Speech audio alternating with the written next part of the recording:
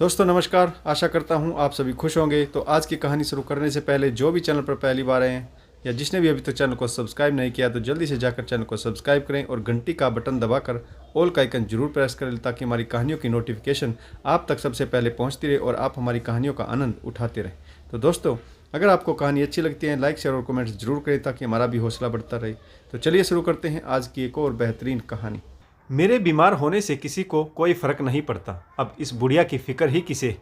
सब अपनी अपनी दुनिया में मस्त हैं। बहू और बच्चों को क्या दोष दूं जब अपना बेटा ही मेरी कोख से जन्मा ही मुझे नहीं समझता। बीमार शकुंतला ने अपनी बेटी रीतू से फ़ोन पर शिकायत की तो वह बोली, मैंने तो पहले ही कहा था माँ, वह लोग तुम्हें अपने मतलब के लिए ले जा रहे हैं, खुद ऐश करेंगे और तुम्हें घर की रखवाली करने के लिए छोड़ देंगे। तुम तो उनके बच्चों की आया हो, तुम्हारी बहू खूब फ़ायदा उठा रही है तुम्हारा। मैं तुमसे अब भी कहती हूँ चुपचाप गाँव वापस चली जाओ। बहू बेटे का एहसान लेने से अच्छा है कि तुम खुद रूखी सूखी बनाकर खा लो। वैसे भी तुम्हें यहाँ आराम कहाँ है, गांव से ज़्यादा काम तो तुम्हें यहाँ करना पड़ रहा है। अच्छा एक बात बताओ माँ, तुमने गांव वाला मकान भैया के नाम तो नहीं कर दिया? शकुंतला बोली, नहीं, मैं बेवकूफ़ थोड़े ना हूँ, जब तक जिंदा हूँ वह मकान तो मेरे नाम ही रहेगा। रीतू बोली, फिर तो भाभी भैया तुम्हें परेशान करते होंगे, तुम पर दबाव डालते होंगे कि तुम गाँव वाला मकान उनके नाम कर दो। शकुंतला जी बोली, नहीं ऐसी तो कोई बात नहीं, लेकिन कुछ दिन से तेरा भाई उस घर की मुरम्मत करवाने की कह रहा है। मुझसे चाबी लेकर पिछले हफ्ते ही वह गांव गया था। माँ बेटी की बात चल रही थी कि तभी बहू सुगंधा ने आवाज़ लगाई, मम्मी जी खाना बन गया है, ले आऊँ क्या? शकुंतला जी बोली, चल बेटी मैं फ़ोन रखती हूँ, बहू ने खाना बना दिया है, आवाज़ लगा रही, नहीं तो खाना ठंडा हो जाएगा। शकुंतला जी ने फ़ोन रख दिया और खाना खाने के लिए कमरे से बाहर निकली। डाइनिंग टेबल पर रखी खिचड़ी को देखकर उसका मुंह बन गया और नाराज होते हुए बोली, बहू यह क्या मरीजों वाली खिचड़ी बनाकर रख दी? मुझे भूख नहीं है, ले जाओ अपनी खिचड़ी, मैं नहीं खाऊंगी। सुगंधा बोली, मम्मी जी कल रात से आपकी तबीयत ठीक नहीं, डॉक्टर ने आपको गरिष्ठ खाना खाने से मना किया है, लेकिन मैंने फिर भी खिचड़ी में देसी घी का तड़का लगा दिया है, आप खा कर तो देखिए, खिचड़ी बहुत स्वादिष्ट बनी है। शकुंतला जी गुस्सा होते हुए बोली, बहू तुम्हें समझ नहीं आता क्या? मुझे नहीं खाना यह बेस्वाद खाना, लगता है कि तुम ऐसा खाना खिलाकर मुझे बीमार जरूर कर दोगी। वैसे भी तुम्हें मेरे बीमार होने से फ़र्क ही क्या पड़ता है? क्या कल रात कोई मेरे कमरे में देखने भी आया है कि माँ की तबीयत कैसी है और अब दिखावा कर रही हो? शकुंतला जी जिद पकड़ कर बैठ गई। बहू सुगंधा ने सबके लिए डाइनिंग टेबल पर खाना लगा दिया और बोली, मम्मी जी आपके लिए जो खाना बना है वही हम सब भी खाएंगे, मैंने अलग से कोई खाना नहीं बनाया है। आपको क्या लगता है कि हमें आपकी फ़िक्र नहीं है? रही बात रात की, तुम्हें 2-3 बार आपके कमरे का चक्कर लगाने आई थी, आप आराम से सो रही थी, मैंने लाइट इसलिए ऑन नहीं की कहीं आपकी नींद ना खुल जाए। इस उम्र में बार बार नींद खुल जाए तो दोबारा नींद आना मुश्किल हो जाता है। आपका बेटा भी कह रहा था कि वह भी एक बार रात को आपको देखने गया था, आप आराम से सो रही थी। शकुंतला जी नाराज़गी जताते हुए बोली, मैं जानती हूँ तुम लोगों की निगाह मेरे गांव वाले घर पर है, लेकिन कान खोलकर सुन लो, किसी भी कीमत पर मैं वह घर नहीं बेचूंगी। बहू बेटा मंद मंद मुस्कुरा दिए। शाम को राकेश माँ के पास बैठकर चाय पी रहा था तो शकुंतला जी बहू की शिकायत करने लगी, देखा बेटा तेरी पत्नी मुझे ढंग का खाना भी नहीं देती, लगता है खिचड़ी खिला खिला कर मुझे मार ही डालेगी। राकेश बोला, माँ आप ऐसा क्यों कह रही हैं? बोलने से पहले थोड़ा सोच लिया करो, वह ऐसा क्यों करेगी? उसे आपकी तबीयत की चिंता है, कल से आपका पेट खराब है, इसीलिए वह आपको हल्का भोजन खिलाना चाहती है, बदले में हमें भी वही खाना खाना पड़ रहा है। आपको तो लड़ने के लिए फालतू का मुद्दा चाहिए। कितनी बार आपसे कहा है कि घर की छोटी छोटी बातें दीदी को मत बताया करो, परंतु आप कुछ नहीं समझती। यह कहकर नाराज होते हुए राकेश उठकर वहाँ से चला गया। शकुंतला जी बड़बड़ाती रह गई, क्या ना बताऊँ, बेटी है मेरी, मेरी दुख दर्द की साथी है वह, मैं क्या तुम लोगों के भरोसे हूँ? अभी मेरा घर मेरे नाम है, इसीलिए तुम लालच के कारण ही यह दिखावा कर रहे हो, सब जानती हूँ मैं। शाम को डाइनिंग टेबल पर फिर यही नज़ारा था। शकुंतला जी राकेश से बोली, बेटा तू मुझसे गांव वाले घर की चाबी लेकर गया था, सच्ची बता, मकान की मरम्मत करवा कर आया है ना, या फिर उसे बेचने का इरादा है? राकेश का चेहरा गुस्से से तमतमा गया।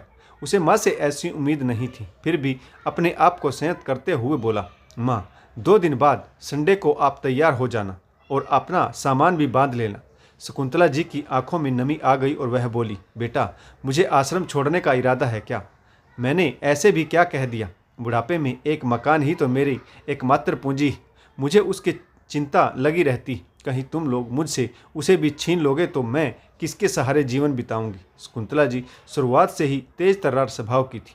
धीरे धीरे उनके दिमाग में यह बात बैठ चुकी थी कि बेटा बहू उनकी सेवा प्रॉपर्टी के लिए कर रहे। वे छलावे से गांव की प्रॉपर्टी अपने नाम करवाना चाहते। यह बात दिमाग में बैठाने में राकेश की बहन सीमा ने भरपूर मदद की थी। राकेश कुछ नहीं बोला, चुपचाप उठकर अपने कमरे में चला गया। 2 दिन बाद अनमने मन से शकुंतला जी ने अपना सामान बांध लिया। वह जाना नहीं चाहती थी, लेकिन फिर भी मजबूरीवश कार में बैठ गई। राकेश ने उसे नहीं बताया कि वह माँ को कहाँ ले जा रहा है। शकुंतला जी इसी उधेड़बुन में थी कि बहू बेटा उसे वृद्धा आश्रम भेज रहे हैं। यह सोचते सोचते ही उनकी आंख लग गई। अचानक से वह नींद में ही हड़बड़ाने लगी। नहीं बेटा, मुझे आश्रम मत भेजो, मैं तुम लोगों के साथ आराम से रहूंगी। राकेश ने माँ को शांत करते हुए कहा, माँ आंखें खोलिए, आप अपने घर के बाहर खड़ी, किसी वृद्धा आश्रम में नहीं। आंखें खुली तो शकुंतला जी की गाड़ी घर के बाहर खड़ी थी। घर मरम्मत के बाद बहुत सुंदर लग रहा था। बाहर एक नेम प्लेट लगी थी, शकुंतला जी का नीड, जिसे देखते ही उनकी आंखें नम हो गई। ताला खोलकर अंदर गई तो देखा पुराने घर की काया बदल चुकी थी। जिंदगी भर थोड़ा थोड़ा बचाकर जो वह नहीं कर पाई, आज बेटे ने कर दिखाया। हर कमरे में पीओपी थी, एलईडी लाइट, किचन भी अब मॉडर्न किचन बन गया था। बाथरूम में टाइल, बेसिन सब लग चुके थे। घर का एक एक कोना दमक रहा था। राकेश ने चाबी माँ के हाथों में देते हुए कहा, ये लो माँ, यह अपने घर की चाबी, मैंने घर का रिनोवेशन करा दिया है। यह बाबूजी की आखिरी इच्छा थी जो मैंने पूरी कर दी। अब आप यहाँ आराम से रहिए। फिर राकेश ने आवाज़ लगाई, धनिया इधर आओ। एक अधेड़ उम्र औरत सामने आकर खड़ी हो गई। राकेश बोला, माँ यह धनिया है, आपकी फुल टाइम मेड, हमेशा आपके पास रहेगी और आपका ध्यान रखेगी। शहर में आपका मन नहीं लगता, वह छोटी सी जगह आपको पिंजरे जैसी लगती। यह मैंने हमेशा महसूस किया था और तुम्हें हमेशा शिकायत रहती थी कि मैं और सुगंधा तुम्हारी देखभाल ठीक से नहीं कर पाते। अब आप अपने घर में आराम से रहें। यह रहा आपका घर, हम दूर से इसकी देखभाल करेंगे। आपको हमेशा लगता था कि हमारी नज़र आपकी प्रॉपर्टी पर है। आपको बहू बेटा पोता पोती से प्यारा यह मकान था। आप हमेशा नकारात्मक ही सोचती हैं, लेकिन मैं नहीं चाहता कि मेरे घर में इसके कारण झगड़े बढ़ते रहें। इसीलिए आज से हम अलग रहेंगे। हम आपके अनुसार बदल नहीं सकते और आप हमारे अनुसार एडजस्ट नहीं कर सकती। रिश्ता कोई भी हो, थोड़ा बहुत समझौता तो करना ही पड़ता है। आपकी नज़र में हम कभी सही नहीं थे।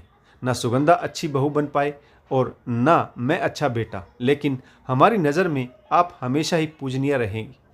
माँ को दुख देकर हम सुखी नहीं रह सकते, लेकिन आज मैं मजबूर हूँ। राकेश ने पैर छुए और धनिया को सब समझाकर पत्नी के साथ भारी मन से अपने घर के लिए निकल गया। पीछे रह गई शकुंतला आत्म मंथन करने के लिए। शकुंतला जी नवनिर्मित मकान में बहुत खुश थी। राकेश पर खर्च का अतिरिक्त बोझ तो पड़ा, लेकिन इससे माँ और पत्नी दोनों खुश थी। राकेश का यह निर्णय सही था या गलत, कमेंट्स करके अवश्य बताइएगा। तो आशा करता हूँ कहानी भी आपको ज़रूर पसंद आई होगी। तो किस पात्र की भूमिका इस कहानी में अच्छी रही और आपको इस कहानी से क्या सीख मिली, यह भी कमेंट्स करके जरूर बताइएगा। तो कहानी पढ़ने के लिए आप सभी का बहुत बहुत धन्यवाद। जय हिंद, वंदे मातरम, भारत माता की जय। जय जवान और जय किसान।